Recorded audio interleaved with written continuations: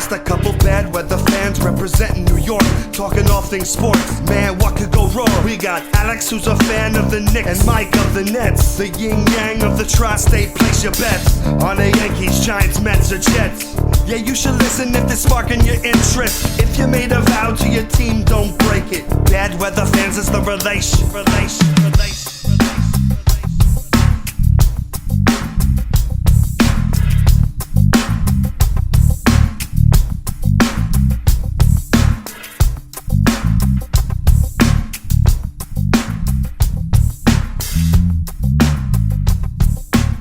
That's right. This Bad Weather Fans, episode number 93. Mike Biseglia, Alex Benezowitz. Brooklyn Nets defeat the New York Knicks 112-110. Nets are now 4-0 since you and I have been doing this podcast together the last 2 years. And I will mention that.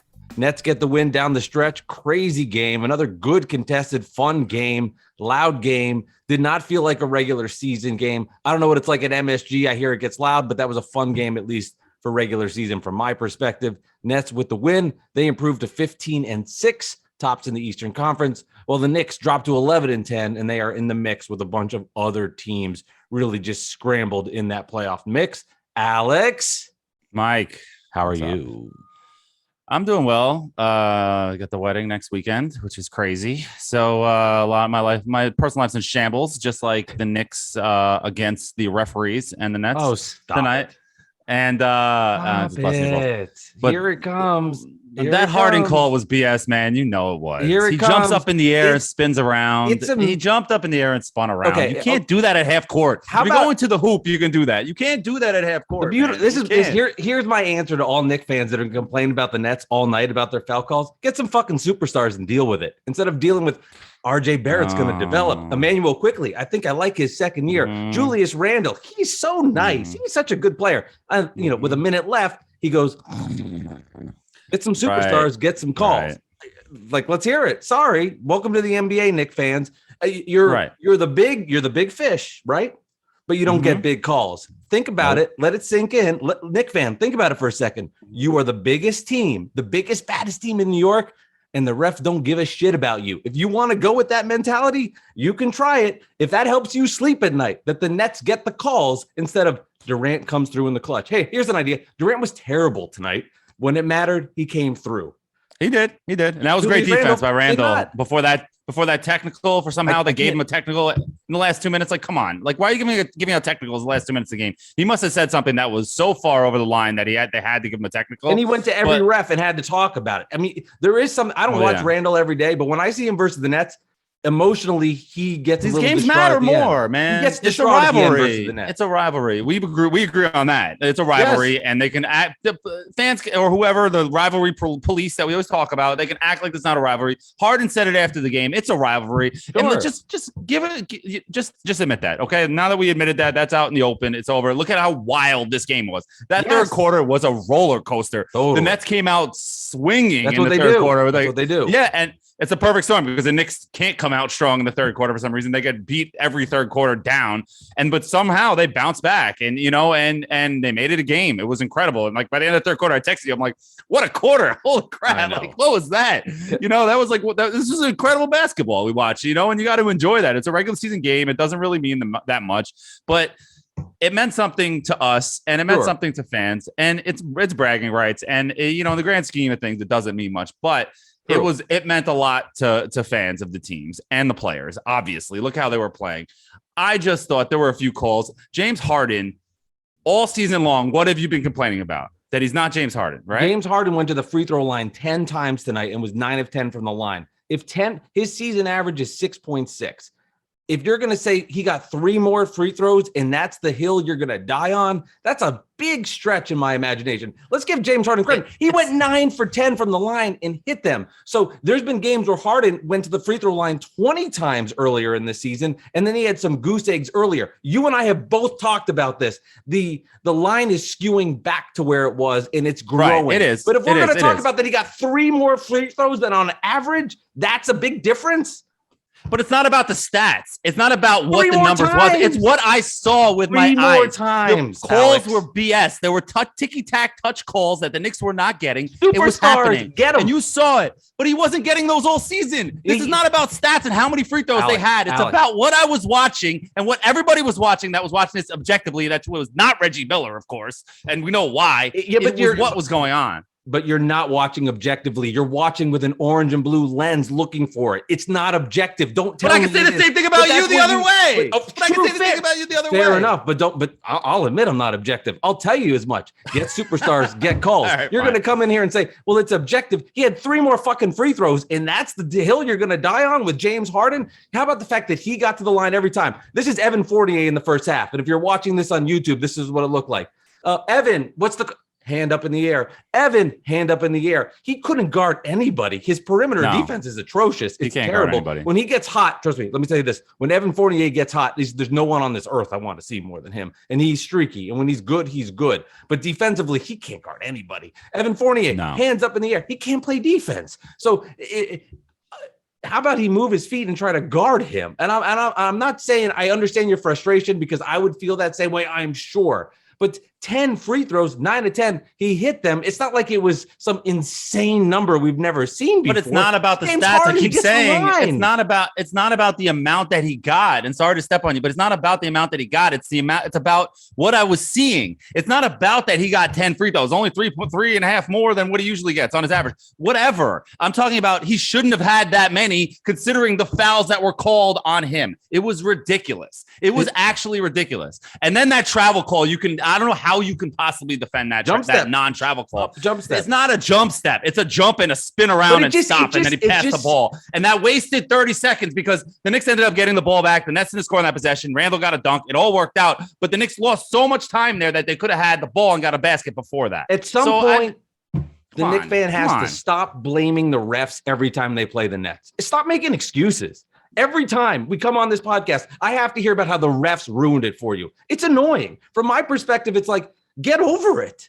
Get over it. You're not going to get calls versus my team. We're better. We have stars. You're not going to get them. So and as much Twitter complaining as you do, it won't change anything. It won't. It's come to the point. It really affected me where it's like, oh, the refs. Oh, the refs. Oh, the refs. How about that Kevin Durant went wild on the last play? How about that Mitchell Robinson on the final play, instead of taking a charge and standing in there, flopped his arms and wailed at James Johnson, who hit his free throws?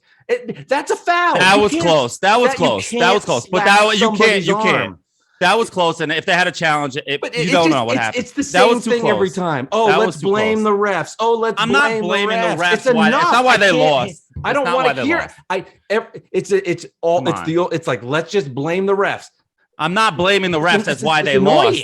But you can't tell me you watch this game objectively. And like you already said that you didn't watch it objectively. You can't say that you watch this game objectively. And then, and I'm sorry, I was just getting a phone call. You can't blame. Can't say that you watch this game objectively. I wanted to talk to you. We have a lot to talk about. You can't say you're watching this game objectively and tell me that travel is that's not a travel. Like, you can't say that to me. In my eyes, I don't see it as a travel.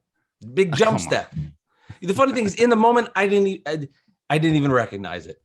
It looked awkward, but I didn't even recognize it. I'll be honest. Like, I don't want people to come on. Like, people talk about, I'm a Nets fan, man, and I don't give a shit how we win. I want to win. And it's just the nonstop narrative. Oh, the Knicks got hosed by the refs. Like, cry me a river. You talk about how you're the big bad Knicks and everybody loves you and you're the toast of the town. And who said everybody loves me? Hold on. Everybody loves the Knicks in New York. Who said that? We're New York, not the refs. We're so great. Everybody loves us. And then we can put the refs got us again. Oh boy. How about Kevin Durant? I'm convinced was fire in the fourth. He was trash. He did. And Randle, that's why the Knicks lost. Don't get me wrong. He took him over. But it's just like, it has to find something to ease. Here's the truth. The Knicks fans have to find something to ease the blow, and they'll use the refs to do it. I'm not saying the reason why they lost. If I said that, I'm sorry. I don't mean that.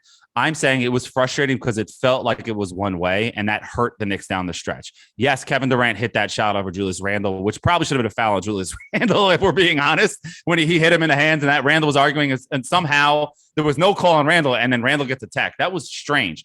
but that was incredible defense by Randle. Durant he played great defense. He was just tonight. that good. He was tremendous on KD all night. And KD made his ankles break for a second and got that 3 from Cam Thomas, but then Randle got him back with that and 1 on him. It was a really, really good back and forth game. Agreed. Like, we just sit back and appreciate the basketball in New York City. It was awesome. Football is absolutely horrible. True. Baseball is coming back, but like basketball in New York City, this was it on display. And like, let's just sit back and enjoy that for 1 second. Like, we were on TNT on national TV, and our 2 teams in this city were incredible.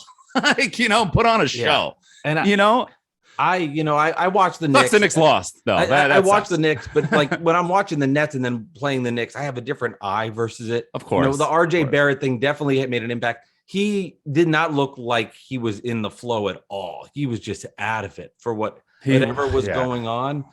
2 things I'll say about the Knicks right now. Derrick Rose is incredible. I mean, he truly is remarkable. Shout out to Derrick Rose. I don't care if you're a Nets fan, whatever. You have to be so impressed with his level of play. He's playing great basketball. I mean, he was tremendous tonight. He was good. Alec Burks, Alec Burke, Alec. Sorry, I'm talking to an Alex with an X. I know it's Alec Burks. Alec B and Alex B. You know what I mean? It gets confusing. Sorry. Yes. Jeez, it's not like I Reggie Bullock. Okay, Reggie Bullock. Bullock or Bullock. But he played great too. I mean, he was hitting shots. He distributed the ball well. The Knicks are a weird team. And from my perspective, here's why they're weird. Mm-hmm. They just have a lot of B minuses. Like they don't have any. Randle stepped up, but I don't think he's an A minus. A minus. In big spots, B plus, A minus. He does. He misses a lot of free throws down the stretch. I don't know about all his shots, but free throws he's been missing down the stretch. Go ahead. Continue. Brandon Tierney of CBS Sports Radio said this on Twitter, that the Knicks have the most depth and the biggest 15 of the NBA. He's wrong, but he is right in one regard. As they don't have many duds on the roster. I'm not talking about realistically like 12 through 15. They don't have Theo Pinson. Yeah, right. No, they don't have guys like that. Quickly is emerging. You can see the progress with Toppin. You can see it there. Even Grimes is showing something recently. Yeah, Here's the issue with the Knicks. The puzzle pieces don't fit. I don't know if they all fit together right now. It's kind of like it feels like and Randle and Toppin got some run in the 4th, but it just feels, I don't know. It just feels like something is missing to put it all together, and I can't figure out what it is. I don't know what it is either. I don't know. I mean, I think they need that perimeter score. It's hopefully RJ Barrett is what it is. That perimeter guy that can hit the 3, that can put it on the floor, that can be that perimeter star. And that's what it is. And that's why we've been saying on this podcast since we started, a year and a half ago, whatever it is, RJ Barrett is the key to this future of this team. Julius Randle could be as great as he can be. And, in his, as his ceiling is not, all time great, right? But he can be an all-star, perennial all-star. But RJ Barrett is where this franchise is going to go, wherever he goes, unless they make some trade that we don't see coming. As of right now, as they're currently structured, RJ Barrett is the key. And if he's not going to develop, I know he's been injured and he was sick. And I don't know why you put him out there too. Right. Like, how do you put him out there if he's not feeling well? Now he has 4 points, 4 rebounds. Yeah. And 4 points, 4 rebounds, and an assist. Now his per game's averages are screwed for the season. And like, you know what I mean? I know he's had a couple duds. But it's just, come on. I know he wanted to fight, and I respect that. But you know what? Sometimes you got to tell the player, you got to protect the player from himself. And I'm glad that we have players like that aren't just trying to rest. Here's a question for you, because I know you're not watching the Nets all the time. What'd you think of Cam Thomas? He could shoot, man. Kid could shoot. Killer Cam. He could shoot, man. He really can. And he looks like he plays well with these guys. Like he can. They seem like they're in cohesion. I don't know the word. They trust him for a rookie. They do. And Durant, Harden are kicking it to him. And when then you see Durant like coaching him on the sideline. No, go here, over this way. And he's like, listen, that's amazing. You know what I mean? That's really good for the guy. And I think he can be a player. I don't know how good, but is he like Norris Cole on the Heat, big 3 Heat back in the day? Just a guy that's an average NBA player that's in the right place at the right time that could hit big shots for you. You never know. So I think he's good though. I think he's good. Yeah, Cam is 20 years old, so he's a baby to be put in these spots. But I agree. Like early in the season, he wasn't being paired with Durant and Harden, and I'm like, let's see what that looks like to take the pressure off him. with the injuries to the big one to Joe Harris.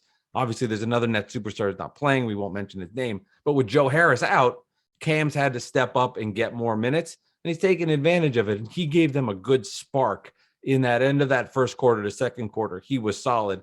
Here's a true story for you, Alex. I missed the beginning of the third quarter that made it 66-61. So my son walks around. So quickly. Yeah. Yeah, I missed, like, the Nets were down one. You didn't miss the whole run. You just saw the first up to the timeout. The Mills two threes. Yeah. And then there was a timeout, and then you came out, right? My son is obsessed with turning off power grids.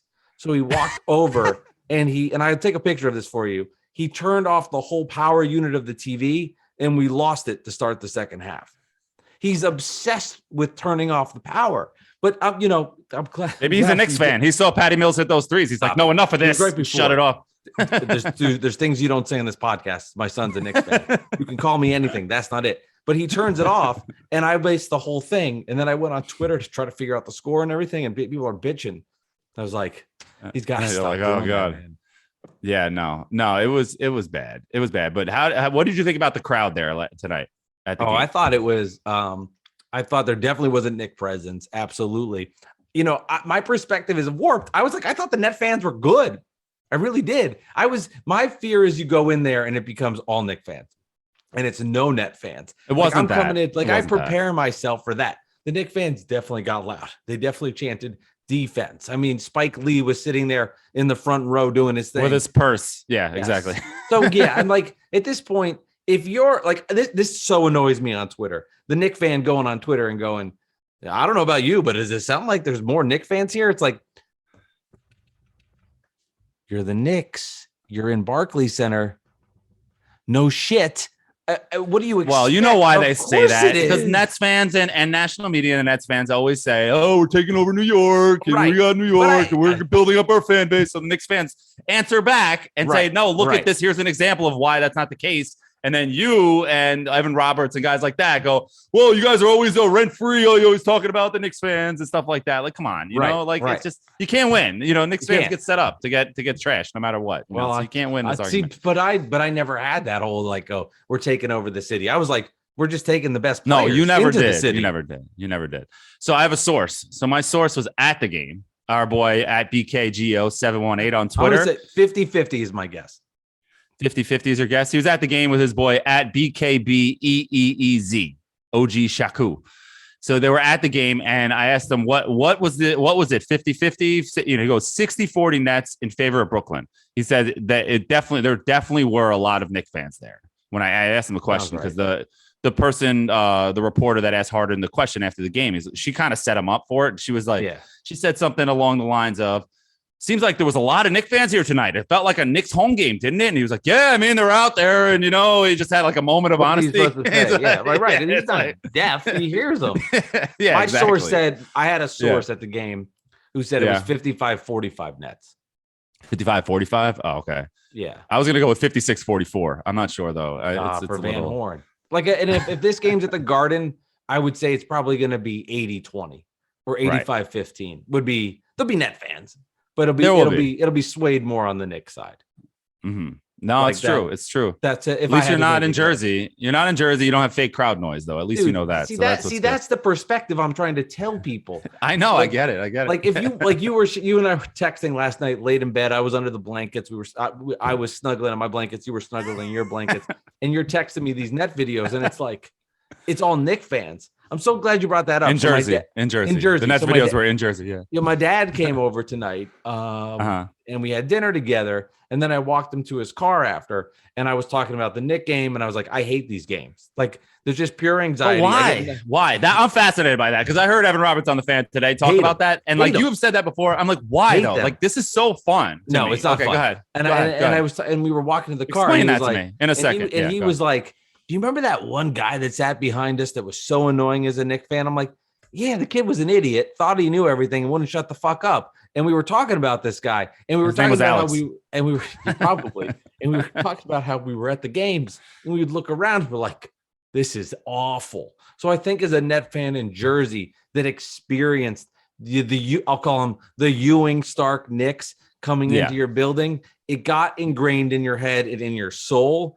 So now you're at Barclays, which is still annoying. There's a lot of Knicks fans, but it's not as bad. But there's this like part of you that remembers your past, and you PTSD. Like, you so can't, it's PTSD. You can't get over it. I get you. Now, what's your question? Why do I hate the Why do you hate these games so much, though? I mean, they're fun. This was incredible basketball. It's fun. It's a rivalry game. Yeah. You're going back and forth with each other. You're trading jabs, Twitter fun, and whatever, friends texting, whatever. Why do you hate these games so much? Like, I don't get it. I despise it's not a playoff Knicks. game. Yeah. I despise the Knicks so much that there's no outcome that will make me happy. It's pure suffering because here's what happened. When the Nets got Durant and Kyrie and then traded for Harden and became a superpower team, there's nothing short of winning that's going to make me feel good, and that I can't just get into a rivalry. There is one. I just can't get into it. It just becomes pure suffering of just knowing because I understand what the Knicks are in New York, that, as you said, a sleeping giant. I want to keep you asleep, and I don't want to wake you up. And if I know the Nets lost, if Evan Fournier hits that shot, I'm in a bad mood. Whoa, And that was close, man. I know you went, oh no, like that ball's in the air. You're like, oh god, because he traveled too. By the way, he traveled before that shot, but it was like, oh man, I thought of you as that ball's in the air. Like, If that shot went in, I would have said, Alex, good luck. You're on your own this week. No, I'm kidding. Solo podcast. Bad weather fan. Yeah, but that kind of answers your question. There's nothing like the Nets win. Okay. Oh, they're supposed to win. Yeah, you're right. They are. And I don't want to. First of all, yes, they're supposed to win, but it is the NBA. Everybody loses. Everybody beats everybody. I understand that. But yeah, I don't want to deal with it, man. I really take the Knicks losses personal, and I will admit it. I'm not gonna. I noticed you on Twitter interacting with Net fans, and I won't name the people, but like going, oh, Alex is obsessed with the Nets, this and that. Like I'm going, fuck, I'm obsessed with the Knicks. I don't want them to win. I admit it. Yeah, I'm like, I just don't do it on Twitter because I think it's bad karma, even though it probably doesn't really matter. I jinx. I wrote 10 tweets to you today. I all deleted them all because I was like, if I write this, then I was obviously trolling. It was obvious. It was like the tweet that got us becoming friends, where I said, where I was like, the Nets, are they even a real team? Like they're named after equipment. They just call them the backboards or the balls or the. Twitter is hard to read that stuff. Yeah, I said it tonight's their finals, your finals or something like that. Obviously, and I don't know, whatever. And it was just I muted the conversation. I came back. There's like 100 likes. I'm like, what the fuck, Yeah, no, anyway, but it's weird because it's not our finals. It's like. It's a big game, man. Yeah, this is a weird thing to say, but if someone said Durant wouldn't play tonight, it would have taken a lot of stress off me. Right. Because then I'm like, well, if they lose, Durant didn't play. Because you got this guy from the Knicks, and you won that battle, honest. And then it becomes more. If the Nets don't win a championship, it's worth nothing. Like this getting Durant and all this stuff was worth nothing. Alex, the Knicks the Nets are 15-6. Clearly, they're off to their best record of all time as a franchise. I've enjoyed none of it. It's been pure torture. That's hard, man. I'm sorry. I know, I should enjoy more of it, and there are people that do, but I'm like, it's hard to enjoy it. It's more of a relief. If you get that one title, then you'll enjoy the other seasons after that. You'll start to enjoy it because now it's like part of the whole story of the title season. You know what I mean? I don't know. I kind of get what you're saying when it comes to why you hate the Knicks so much with the fans. Because when I used to go to the Jet games as season tickets, there was a one game in the Kellen Clemens year when he started. And the Steelers it was late in the season. The Jets were terrible. Like they weren't that bad, but they were bad. They were out of it. And Steelers fans came out. There were terrible towels everywhere. It was an away game for the Jets at Giant Stadium, which is kind of funny to say, but it was an away game, and the towels were everywhere, and it was going. And the Jets ended up winning that game on a last minute drive with Kellen, and it was just I'm running out of there. Throw your towels out there. And then like the Doug Bryan games happens a couple of years later, or whatever. On my timeline might be messed up. Whatever. All of that put together, I hate the fucking Steelers. Like you know what I mean? Makes sense. I can't stand it, and it doesn't make sense. I mean, there was. I mean, it makes sense, but to some people, as a Jets fan, I'm like, why do you hate the Steelers so much? Who cares? The playoff losses, that game, and it's just there's so much. It's just like and the Steelers won the Super Bowl that year with the Doug Bryant who missed field goals. And it's just like, God damn, why is this always happen? Anyway, I get it. So imagine taking that feeling I don't care. and putting it in your same town. Yeah, I know. And it's in your face. Yeah, it's in your face. And because the truth of it is the Nets were irrelevant here forever, that it kind of got unnoticed how Net fans feel and how Net fans see that. But like, it's a real thing that true Net fans, I'm not saying these Net fans are like, we're taking over the city. I don't even want to go there. But I'm saying someone you mentioned, Evan Roberts. There's a lot of good people on Twitter I interact with. Net fans that are true to their core are just like, God, I hate this. I don't enjoy this. This is old just New Jersey Net fans that are true. Torture. Yeah. It's pure torture. Now, when we go to the Garden, I'll have a little more enjoyment with it because then the pressure will switch to this is the Mecca. This is the best fans in the world. They're more sophisticated, they're smarter, louder. They know things better than everybody. Then it's like, okay, that'll shift a little bit. And then we'll be like, I'll be the minority voice in the arena, which I am going to Nets Knicks in the Garden. I'm going too. We're going together, right? Are we going to that same game? I'm going to go. I don't have tickets yet, but I'm going to go. My life will be open once this wedding is over and I'm back from the honeymoon. And I can be a person again and I can make plans, but not yet. I can't even think past this wedding. But we're gonna go. We're gonna go and we're gonna, meet up with some fans and do some things and have a good time. People are already like, you're going to this game, you're going to this game. We have to be at that game. Yeah. We might not do an episode after, but we're gonna go after. Go to your apartment. Yeah. Come to my apartment. Equipment. Yeah, it's right down the block. Yeah, exactly. Yeah, we can do it. We'll just tell Hannah to, just go. We can get a live studio audience. It'd be fun. Well, it depends. Everybody come to my apartment. Yeah, I come inviting people to your house now. What do you hold? 40 people, at least maximum capacity. What do you think of Kemba Walker in the whole situation there?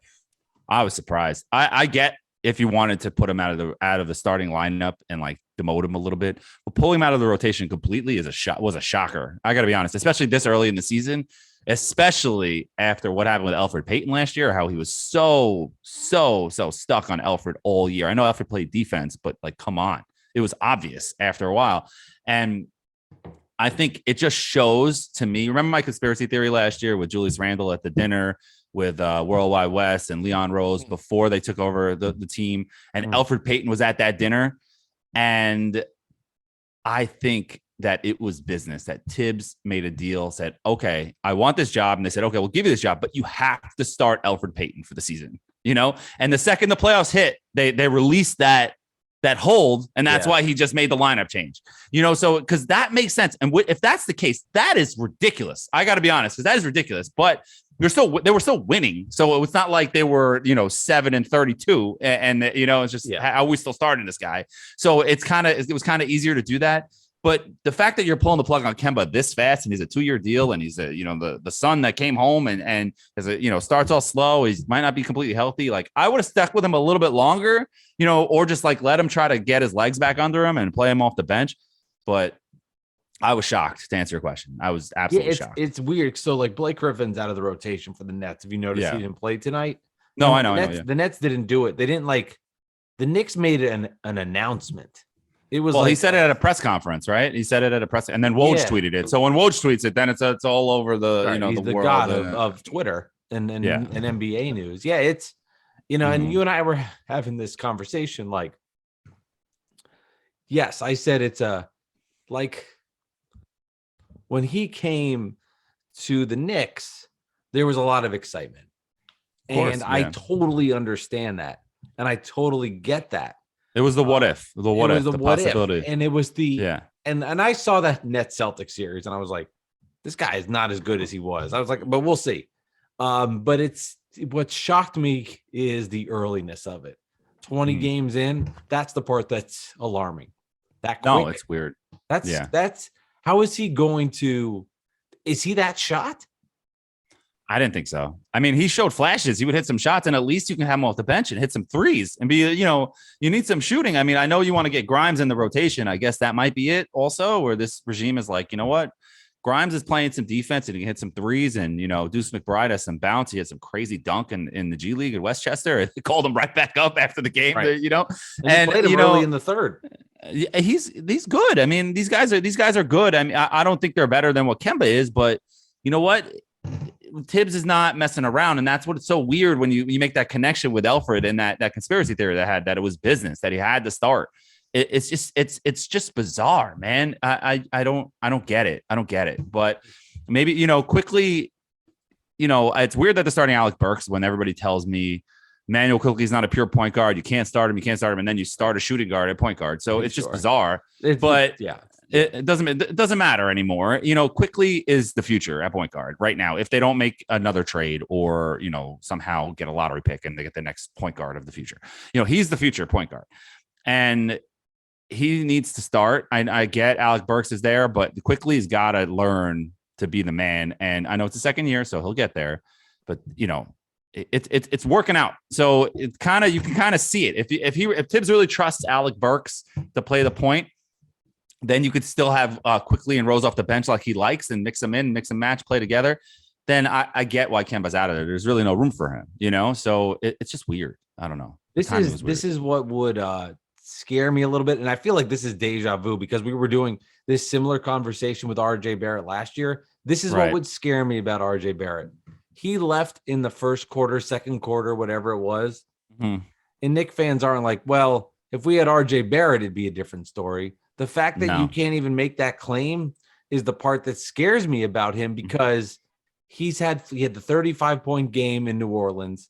He played a lot better early in the season. He's been slumping in the last second, like part two. He has a few duds. Yeah, so it would scare me like, okay, RJ didn't play, and that's not the excuse. And I mean that in a positive way, as in if the Nets lost James Harden, Kevin Durant, you go, okay, that makes sense. Not that there's excuses, but you would see people going, well, they didn't have Durant. The fact that Knicks fans aren't going, yeah, you won the game, but we didn't have RJ Barrett, I think is a telling sign.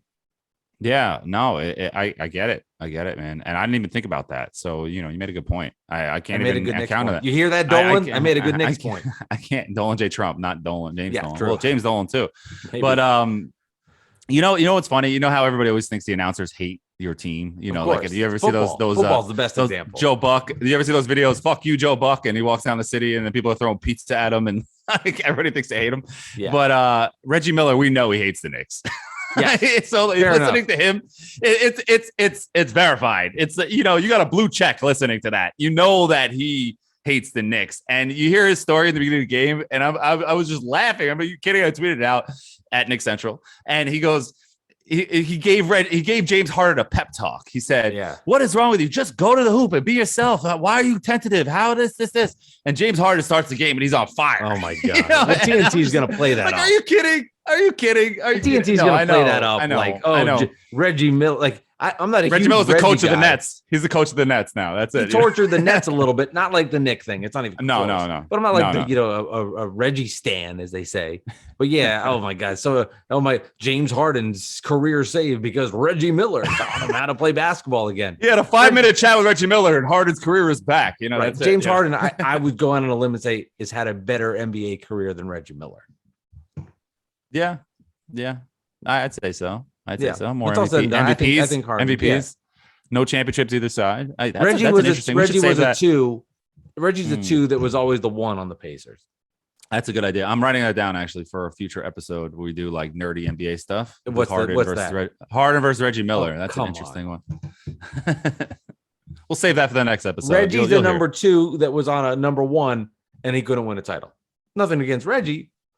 Right. Malice at the Palace didn't help, but whatever. Anyway, but whatever. I forgot where I was getting at, but anyway, fuck Reggie Miller. But I was just so irritated because I'm watching this game and I'm getting angry by that travel call, by just a few calls. That call on Durant that I thought wasn't a foul live because it was just so light and Durant missed a dunk. When you saw the under the basket camera view, like he hit him. They're gonna call that. He moved his arm and he missed the dunk. They're gonna call that foul. But then feeling that feeling, and then hearing Reggie Miller just agree with everything that had. Oh, that's a good call. It's the best. Shut up, dude. Yeah. So it was irritating the hell out of me, man. Yeah, no, I understand. I kept yelling, "Shut up, Reggie!" That people probably thought I was hanging out with someone named Reggie. I was yelling at the TV. It's so true though with those. I mean, we're very blessed in our area that we have two of the better broadcasters in basketball, and Ian and Breen. Like these are two of the top broadcasters, best broadcasters in the sport. Ian's doing Breen is better, of course. No, whatever, man. I just whatever you want to say. They're both awesome. I'm kidding. Going there. I'm kidding. Breen is the guy. Breen's the number one guy in the country has right now. One of my favorite net calls of all time. Which one? When Kittles kicks it out to Van Horn for 3 in Boston in 2002, Van Horn hits the 3 to go up 6. I think it's his best bang call of all time. Now you got me thinking. I hope I haven't gone on Twitter. I pray to the gods that the Nets haven't done any stupid bing bong tweets. Oh, let's see. Making fun of it. Oh God, I hope we're over that because I just think it's over. It's over. It was funny like the first team that did it. You get it, whatever. But I mean, the Knicks are going to obviously not go 82-0. They're going to lose. I don't know. I'm not in the mood for it. No, I don't see any. Hold on. Let's see. Good. No, just a long Brooklyn, like a long O's and N's of All Brooklyn and a video. So you're good. Let me read you Dolan_J Trump at Julius Randle, whatever his handle is. Talk about officiating. I promise you I'll pay legal fees and it won't be so much. Legal fees. Did you see my picture I put out at Knicks Central? It's not starting to blow up a little bit. I did new Nets big 3. I took a picture of Harden, Durant, and then Tim Donaghy. Oh my God. Here's Randall after the game. Let me read you this quote. I'm not going to talk about the officiating. I'm going to talk about the game. What the players are out there doing. I'm not going to talk about the referees because they clearly don't understand the game. Julius Randle on Twitter on tonight's officiating. Julius Randle sounds like every Knicks fan on Twitter. Let me just talk about it to ease the blow. I love it. Keep it coming. He's coming, playing Julius. To the crowd, man. He's playing to the crowd. Keep it coming. Julius Randle should be thankful that he actually played a good game and wasn't benched for 29-year-old second-year player Obi Toppin. That's what he should be thinking. I'm our mega superstar. I played well until the last 2 minutes where he was a ghost. That he played well. Yeah, I mean, I'm laughing because I see Casey Vera at Casey_Vera on Twitter.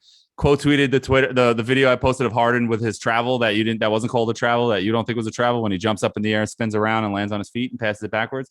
Whatever. He goes, someone in my mention said he's doing a TikTok dance. LOL.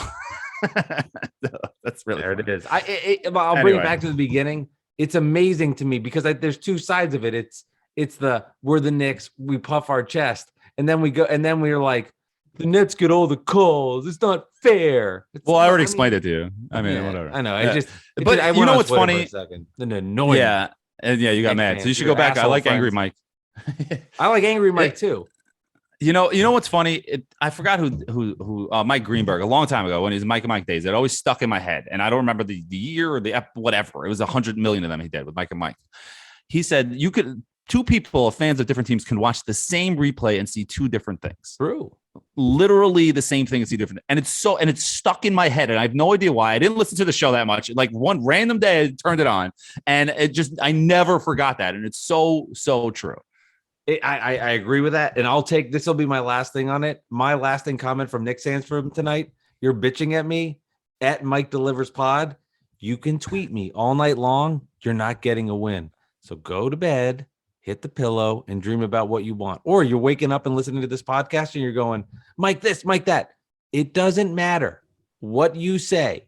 You did not win the game. It doesn't matter. And anything you do to me on Twitter will not change the outcome. You could have the snarkiest response. You could have the best response. You could go, hey, Maury, look what I tweeted. It won't matter because you lost.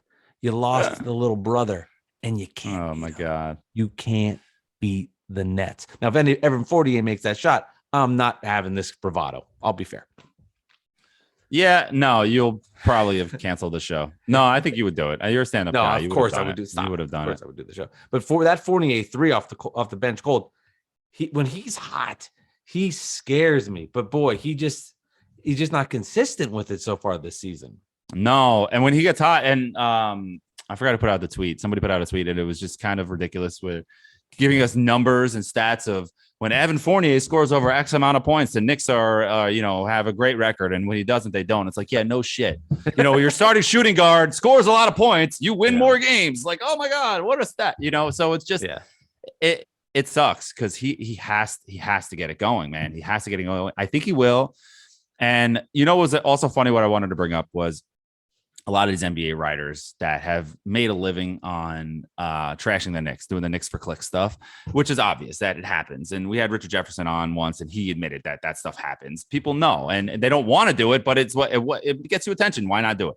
So now that Kemba was benched, they're using that as a way to start slivering in their Knicks hate. You know what I mean? They can write their narrative. Yeah. Right. Oh, Fournier. This is why did you give Evan Fournier? It's $78 million. Like, well, guy, he's the 65th highest paid player in the NBA. And guys in rookie contracts can't get big deals. That's pretty good for what Evan Fournier is supposed to give you. And that number is just going to go down as the years go on and people get paid more. So, relax. All right. Evan Fournier is paid just fine. This is like Tim Hardaway Jr. contract all over again, where people said it was such a terrible contract and his production was worth what he was getting. Like, just relax. Starting shooting guard gets paid this amount of money in the NBA as a veteran player. So just relax. And it's also the other thing that's been annoying me is the local reporters that are starting to sliver in. Is the honeymoon period over with Leon Rose? Come on, man. It's 20-something games or 20 games into year 2 after you were just the 4 seed last year. The honeymoon phase is far from over. This team is fine. They're going to be competitive. They're going to be in the playoff race the whole year. They're probably going to make the playoffs. Hopefully they get over the 6th seed so they don't have to play the play-in. And it's just the East is tight. But things will separate as the months go on. No Knick fan is sitting here like, oh, I can't believe Leon Rose. We need to get rid of him. And they might, get mad at Tibbs, but nobody is, because a coach in the NBA is a coach. You can get rid of one after making the playoffs at 42-40. You know what I'm saying? So it's just one of those things. You have to have some kind of negative narrative when it comes to the Knicks, and that's when we always say to explain to you that Knick fans are treated unfairly. And that's where it comes from. I will say this. I agree with you. Yeah. I didn't understand the Knick treatment until the Nets rise nationally. I know. Big time. Nobody cares about the Nets in Brooklyn and New York. Now they do. But nationally. Now you're welcome to the big time. You're part of the big time now. Yeah. People just trash them for no reason. Like I heard one, it was Jalen Rose. It was halftime of the Celtic game. And he goes, listen to this. I was at a bar and the Nets, you know what was on? The replay of the Knick game. I could, that's how bad. And then it's like, okay, it's one bar. Fair. The bartender probably forgot to change the channel when the Knick game ended. It was just on MSG. And then, meanwhile, the Nets killed the Celtics that night. I'm going, what does that have to do with if the Nets are good or not? I was on my own. I'm watching this. I'm going, I'm dying. But okay, fair. If I was at that bar, I would have asked him to change it. But that has nothing to do. I mean, okay, that has nothing to do with anything. That was your point. That's how the Nets are in trouble because this one random bar had a Knicks replay on. So I love Jalen Rose though. Once a Knick, always a Knick. You know what I'm saying? Once a Knick, always a Knick. I'm fair to your point. I was like, man, I don't know. I just don't think this matters in the discussion if they can win or not. No, I mean, and think about the bars that Jalen Rose is going to. He's not going to the crowded bars that you and I would go to, or younger people would go to. He's going to these, he's a millionaire, 6'7" ex-athlete. He can stick out. He's not going to the same bars. There's probably 30 people, 20 people at that bar. So the bartender is probably worried about getting this tip. Like, holy crap, Jalen Rose is here. Let me get this $1,000 tip from this millionaire that's on TV, So it's just, I'll give you that one. But I love Jalen Rose. Don't get me wrong. I love Jalen Rose. That's fine. No. I just, in my opinion, that doesn't have anything to do with if they can win or not. No, no, of course not. But as far as popularity wise, when I told that story a few episodes ago, after the Knicks Celtics game, I'm walking down the street, walking my dog with a Knicks t-shirt on. Some random guy in his 50s stops me like, "Oh, great game last night." Going to, that's amazing. That's like fandom. That's something that the Knicks have that a lot of teams don't in this city. But what this story with Jalen Rose, I can't give you that. I can't give him that. But as they should, they're the Knicks in New York. They're a fabric of this town. They are what basketball is. But at the same time, it can also mean that the Nets are starting to take a little real estate. It's both can be true at the same time. But I feel for you on those points because I heard that and it just resonated with me as I was going to. Wait a minute. They're going to lose to the Celtics because Ruth Chris Steakhouse had the Knicks on? I don't know. I think he's going to better steakhouses, though. Whatever. I think Jalen Rose is going to better steakhouse. You got to give him like a Wolfgang's or something, you know? I said, let me maybe Catch Steak. Catch Steak I'll probably go to. How do you like your steak? Medium. I'm a medium guy. Oh, God, easy, man. Medium. Jeez. Maybe medium rare, but medium. Okay. Let me I'm read a you very plain guy when it comes to steak. Yeah. Can I read you the updated standings? Because it's interesting. Because you mentioned, I think it's a good point. You mentioned the East. Nets 15-6, Bulls 14-8, Heat 13-8, Washington 13-8, Bucks getting hot 13-8. Totally scares the living shit out of me. They're Hornets coming, 13-10, and then here's the Knicks at 7, 11-10, Cavs 11-10, Sixers 11-10, Hawks at 10, 11-10, Celtics at 11, 11-10. That's crazy. Look at that. These teams are going to be something's going to happen. Something's going to happen though. A few teams are going to drop off where there's going to be an injury. You know, somebody's going to get hurt, and that sucks to say, but it always happens. There's always 2 or 3 big injuries in each conference that shocks the standings and changes it. And the Sixers have this sleeping dog, and Ben Simmons. Like, what are you doing with this guy? Are you going to? Are you going to? Is he going to show up one day? This isn't like Kyrie with the vaccination, where you know he's never going to get the shot. It's totally different. It's like this guy could just show up one day, be like, you know what? Bygones be bygones. Let's go. You know, and then they're the Sixers again, and they can go on a run, and then you face them in the first round as a 7 seed. You know, that'd be crazy. You know, so I don't know, man. It's the East is back, man. It's great. It's great to see. It really is. Yeah, the East is so like. Then you look at the West, and it's just you got the Warriors and Suns, and it's not as good. Yeah. No, but the Warriors are back. That Warriors are that team, man. That's what they want. That Warriors Nets finals. The NBA really wants it. Me too. I want it too. Back. I want it. Yeah. You want the Warriors, man? I don't care who. I want to be there. At this point, I'll take anything. I'll take Warriors. But if you had to choose, you want the Suns. If you had to choose, you want the Suns. I'll take. Yeah, you want the Suns. You don't want Steph Curry and Clay. I'll take healthy Clay. I'll you take don't want that. I'll take Nets Hawks in the NBA Finals. I know there's been some national reporters that got mixed up with East and West teams. There are. I'll take. Did anybody. they? I didn't see that. Yeah. I'll take anybody in the finals. If you get to the finals, you know, if you're in the finals, Alex, it's like whatever happens. Who cares? You got here. It's like the Super Bowl. Right. You say that now, but come in Western Conference Finals, Suns Warriors, you're like, let's go Suns. You know, let's go. Totally. You're gonna say let's go. Yeah, for sure. Yeah. If you told me today, Alex, the Nets are going to be in the NBA Finals and it's going to be the Warriors, how could you not sign up for it? Right. I mean, the Warriors lost as a 73-win team, so you know you never know what can happen. Steph Curry is out of control, man. Nets lose to the Warriors. KD goes back. Yeah, no, Curry's been incredible. He's out of control.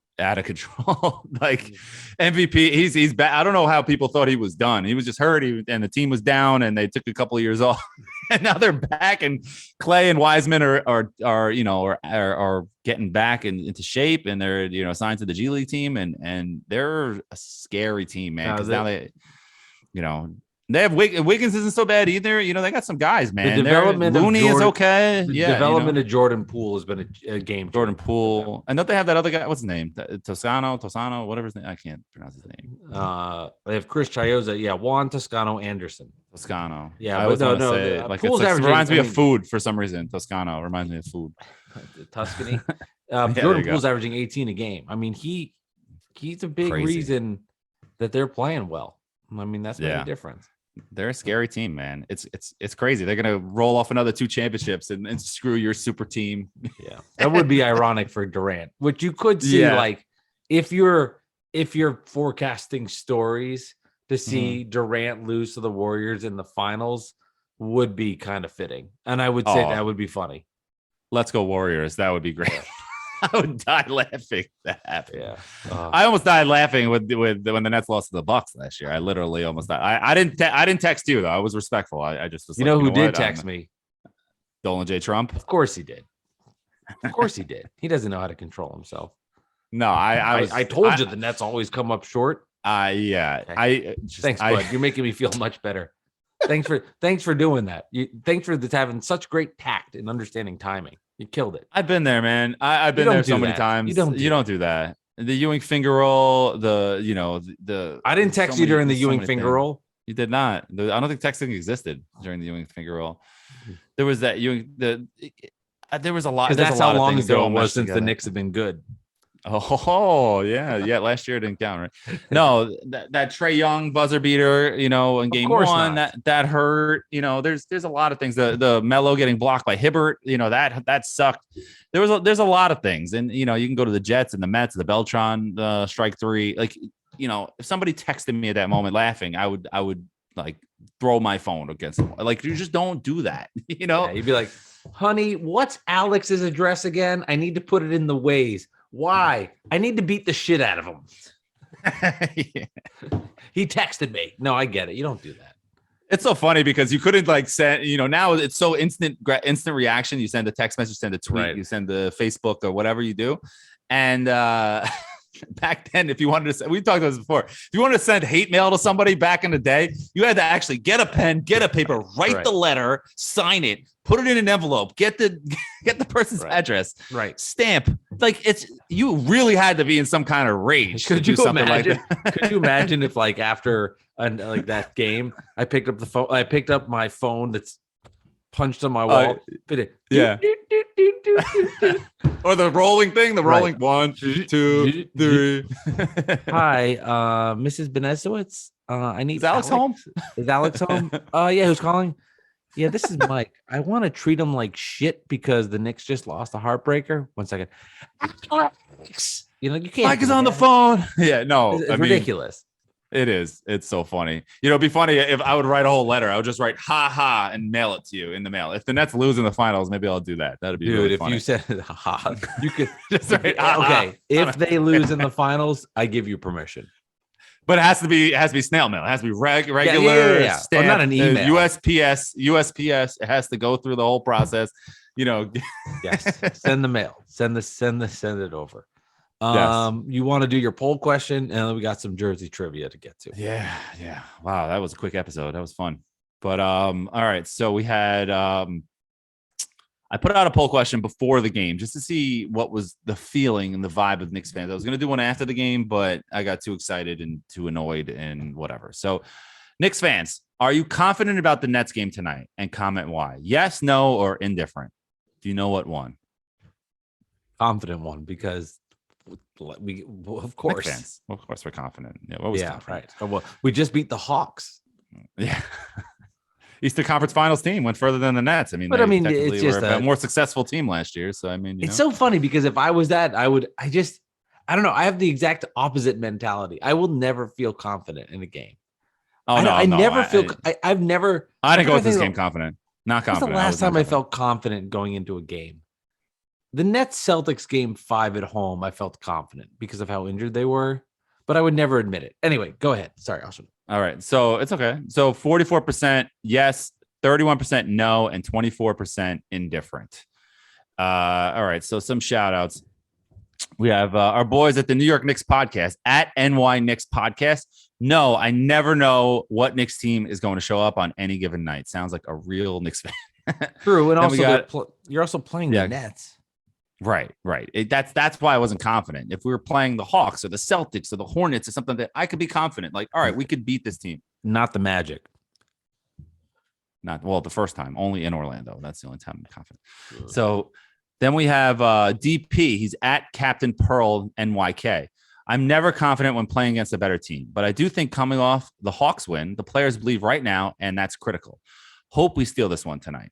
See, that's cautiously confident, I'd say, because he's saying, "Who is this? Steal this one." DP at Captain Pearl NYK. He's a good follow. He's very, very active on Twitter. I like that answer, dude. Let's see. Dayon Harden. He's at young_day16. Well, as crazy as it sounds, I'm not sold on Brooklyn having identity. Patty Mills has been great for them, though, and I wished we drafted Cam Thomas. Come on, man. Cam was good. Boy. Cam was that your boy?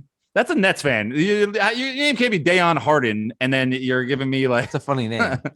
It's a funny name. You can't tell me you're a Knicks fan. Cam's playing better. You can see with him. You could see also at the end that Nash went with James Johnson as a trust factor. He wanted the veteran in the game. How good was Paul Millsap, by the way?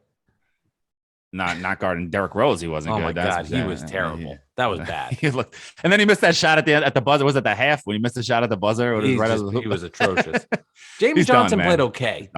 He played okay. Yeah, Millsap's got done. LaMarcus got okay in spurts. He had an off night. But it's okay. He's given you enough on the season overall. That was a bad game for him. LaMarcus is a keeper. Millsap and Blake are probably close to done. But let's see. So we have our boy Lee Valentin at Leo Valentin. No, because I'm not sure the Knicks have the firepower to match. Let's see. We have some more. Think about that comment, Lee. Interesting. It was 61-60 at the half. They tightened up. I mean, it was 104, 102. What was the score of this game? Oh, I have no idea. It was. I never remember scores. It was. Let me look. I'll use the internet. 112, 110. Okay. Why did I say 104, 102? But whatever. It's a 2-point game. It doesn't matter anyway. Defense tightened up in the second half. Mm-hmm.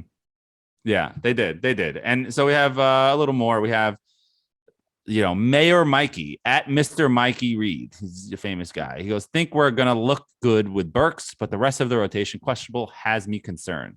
Burks is good. Yeah, he's an actor. He's a good guy. Big Knicks fan. Of course. Everyone's Knicks fans. Knox D World. I would assume so. No. Well, do you think Dayon Harden is a real Knicks fan? I'm just saying you got a lot of Knicks answers. Your poll. Yeah, a lot of Knicks Twitter. And I asked Grizzlies fans hitting me up. Then we have Knox D World at King Julius of NY. No, because we don't know who's playing for us. So yeah, at the time earlier today, Mitch was questionable. He had the same illness that RJ had. It was non-COVID illness. So maybe Mitch was a little limited because of that, but he looked fine. And we weren't sure if Noel was going to play. So he was banged up, so, it is what it is, but there's no excuse. You're on the floor. You're healthy enough to play. The Nets. Yeah, go ahead. The floor spacing with Joe is missed. He's going to be out 48 weeks. You can see the difference that he gives them where he just spaces the floor and he's 50% from three. That's been a loss. That's been a loss for the Nets. And I was thankful it was only 48 weeks.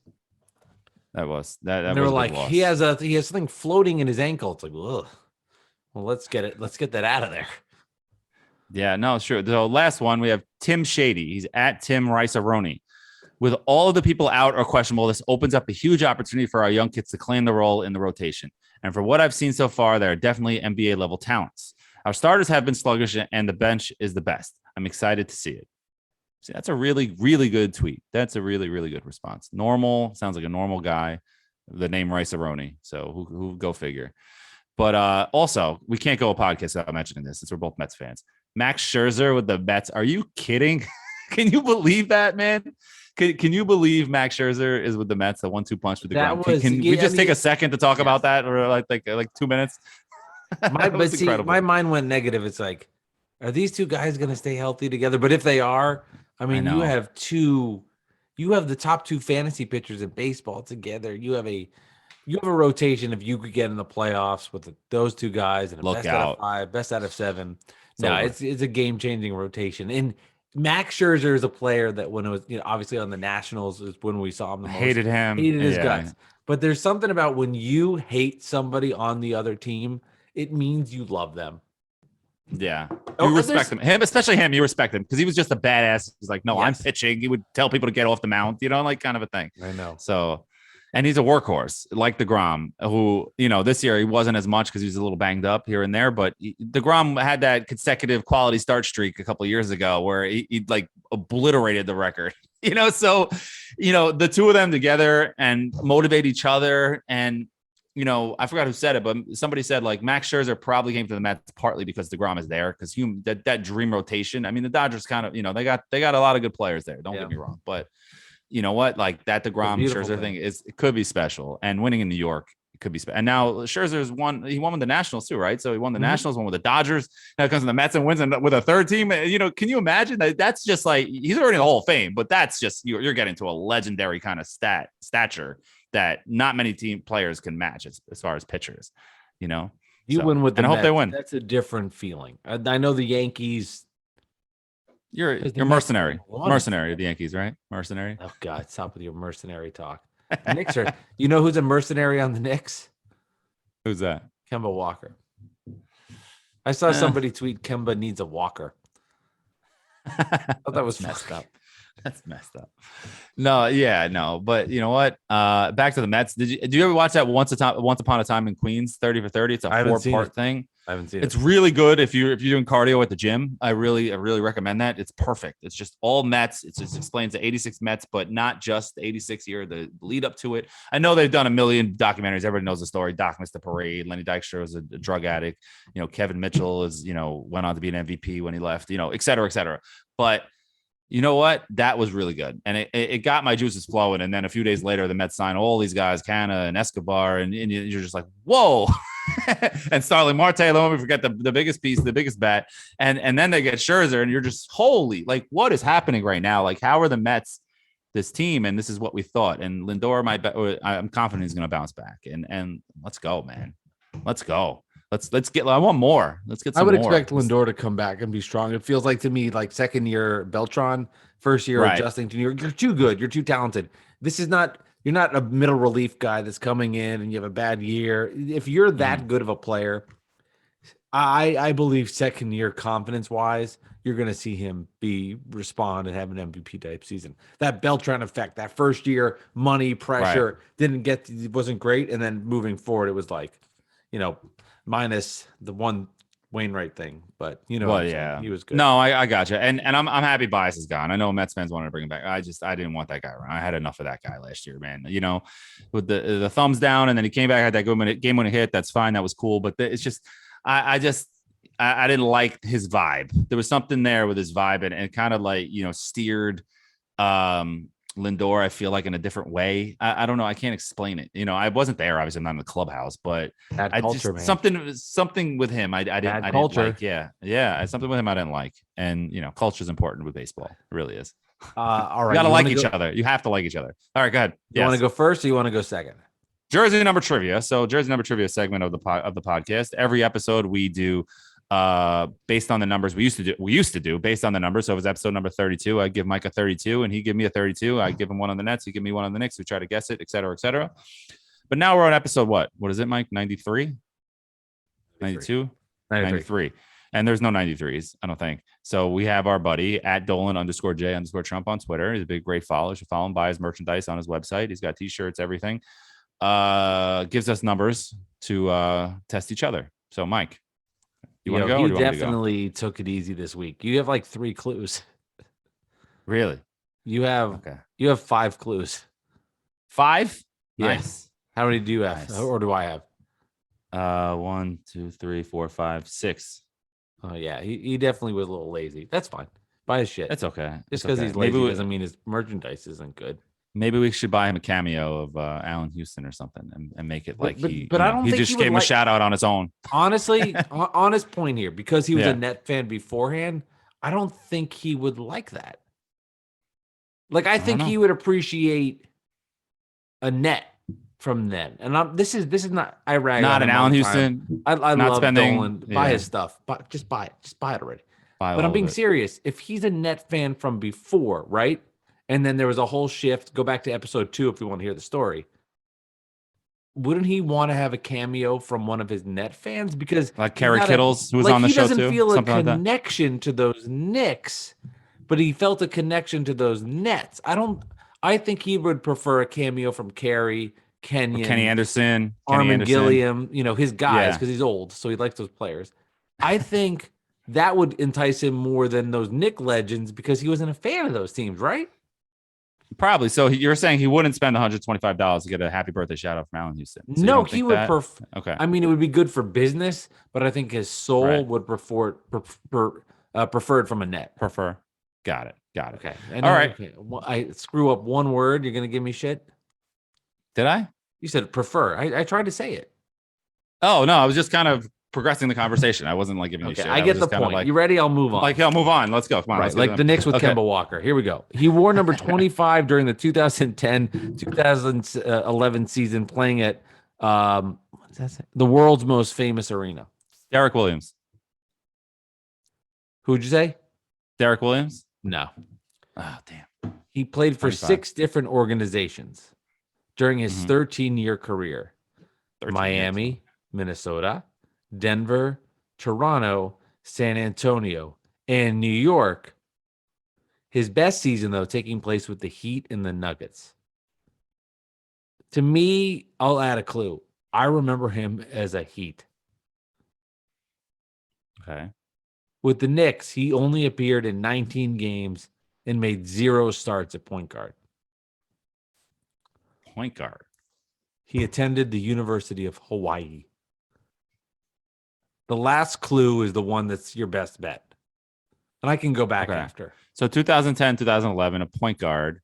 Number 25. Never started. Number 25. You remember him as a member of the Heat. And he was on the Raptors and a bunch of other teams. He was part of the Okay. blockbuster deal that brought Carmelo Anthony to New York.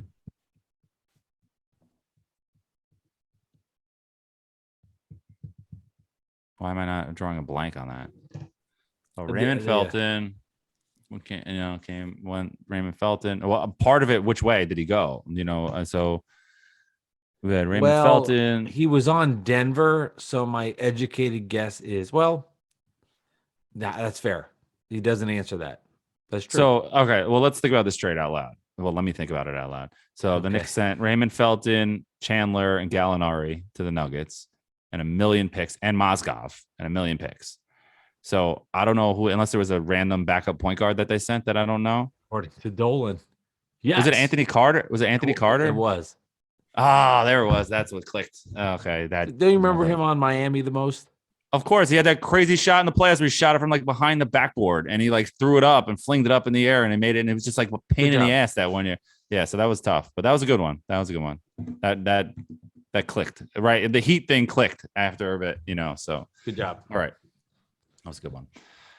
Next one. Okay. Next one, not next one, but next one.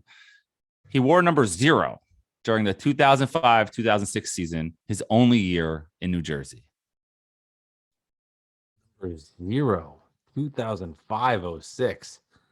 This is saucy. Okay. 5-06. So before we get into this, let's establish things. 01-02 finals year 1. 2002-2003 finals year 2. 2003-2004 second round exit to the Pistons. So then we got 04-05 Kenyon shipped away. Okay. You're there. Okay. I just had to bring myself to the season. Yes. Okay. So with the Nets, he appeared in only 28 games and made 1 start at point guard. So it was a point guard, number 28. Wait. Oh, you played in 28 games. Do we get a number? 0. Oh, number 0. Okay. Yes. Okay. Keep going. He's not a 0. He just wore number 0. Yeah. He carved out an 11-year career after being drafted in the second round of the 96 draft by the Denver Nuggets. Okay. Earl Boykins. No. Earl No. was way earlier. Sorry. That was dumb. Yeah. It's okay. Okay. Sorry. You're allowed to guess. Aside from the Nets and Denver, he played for the Clippers, Cavs, Wizards, Blazers, and Hornets. This is 506. This is tough. This is a tough This is somebody that was obscure on the team, I'm guessing. Yeah, I mean, only 28 games. I would assume. Wow. So. Can I get a college? Well, just wait. You got 2 more. Okay.